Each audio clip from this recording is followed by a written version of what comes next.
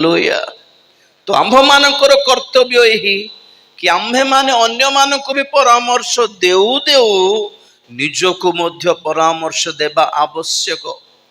आम्भे माने जानू बाइबल कहे कि ईश्वरंकर वाक्य दुईधारी खड्ग तुल्य।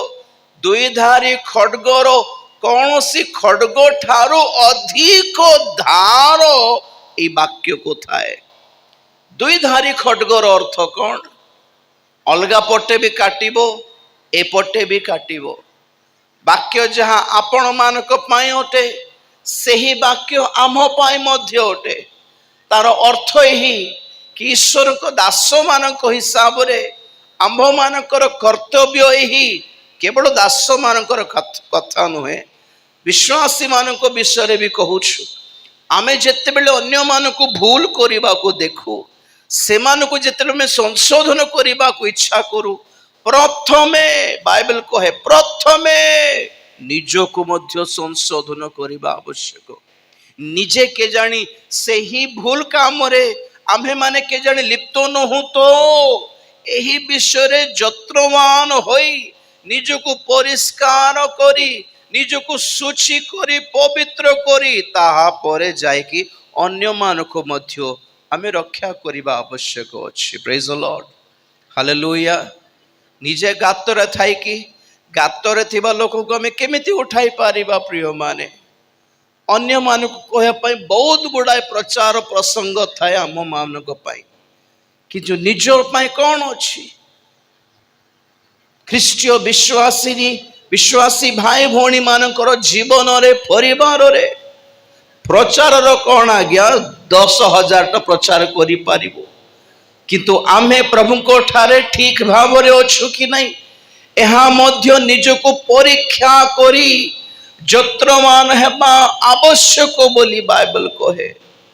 गातरे थिबा लोक गातरे थिबा अन्य लोक को तो रक्षा करि पारिबो नहीं।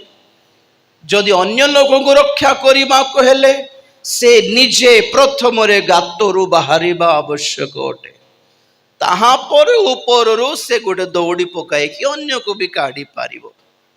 एही विषय रे आम्हे माने शिक्षा पाओ कि निजको परिष्कार करिबा निजको शुचि करिबा निजको ठीक ट्रैक रे आनिबा ताहा हेले अन्य मानको मध्य में बाट देखाई पारिबा। हालेलुया।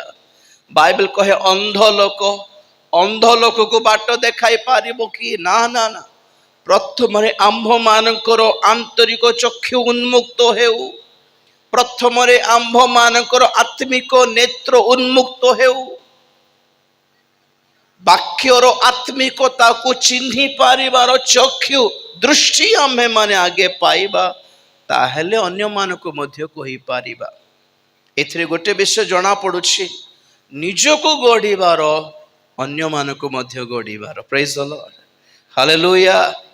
निहिमिया पुस्तक रे हमें देखू जेते बेले से माने प्राचीर निर्माण करुथिले से मानको हाथ रे दुईटी अस्त्र थिला। गोटे हाथ रे खड्ग थिला आ गोटे हाथ रे ठापी थिला। मिस्त्री माने जहा व्यवहार करते ठापी कहते ना कौन कहते? हालेलुया। दुईटी अस्त्र आवश्यक। कौन बुझाए से दुईटी अस्त्र? प्रथम रे निजको गढ़ीबार गठन करिबार ठापी धरिकी लेपन करिकी इटा ऊपर इटा बसैकी पत्थर ऊपर पत्थर बसैकी भित्ति मूल सहित ठीक मापरे निजको गढ़ीबार निर्माण करिबार आ अन्य पटरु के जने शत्रु आसिकी आम्भ मानकर एही निर्माण को जेपरि ध्वंस न करि दिए एथिपाई खड्ग गोटे धरि थिबार निजर सिक्योरिटी पाए निजर बिल्डिंग पाए। प्रभु को धन्यवाद देवा। Hallelujah hallelujah. दुई पटरु आम्भ मानकर मिशन रहिछि। मु सब बळे कहे ख्रीष्टीय मंडलीर किंबा प्रभुकर दास मानकर दुई प्रकार सेवा कार्य रही। गोटे हला अवश्य इंग्राजी रे दुईटी पद आमे देखू ओडिया रे और तेलुगु रे समान ही थाए गोटे पद ही थाए। आम्भ मानक पाए ଜଗତରେ ଏକ ମିଶନ ଅଛି, ମଣ୍ଡଳୀରେ ମିନିଷ୍ଟ୍ରି ଅଛି। ହାଲେଲୁୟା।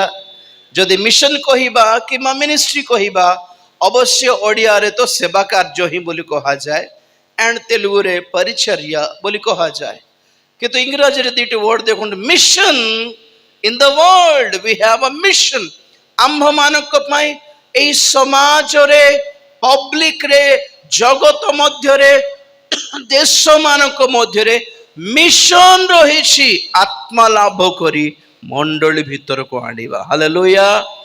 ଆଉ ମଣ୍ଡଳୀ ଭିତରେ ମିନିଷ୍ଟ୍ରି ରହିଛି, ଯେପରିକି ମଣ୍ଡଳୀ ନିଷ୍ଠା ପ୍ରାପ୍ତ କରିବ। ହାଲେଲୁୟା। ନିଷ୍ଠା ପ୍ରାପ୍ତ କରିବ, ବର୍ଦ୍ଧିଷ୍ଣୁ ହେବ, ଆତ୍ମିକତାରେ ବୃଦ୍ଧି ପାଇବ, ଆଉ ପ୍ରଭୁଙ୍କର ଆଗମନରେ ତାଙ୍କ ସମ୍ମୁଖରେ ଯୋଗ୍ୟ ଭାବରେ ଠିଆ ହେବ। ଦୁଇ ପ୍ରକାରର ସେବା କାର୍ଯ୍ୟ, ଏପଟେ ମଣ୍ଡଳୀରେ ସେବା କରିବାର, ସେପଟେ ଜଗତରେ ବି ସେବା କରିବାର।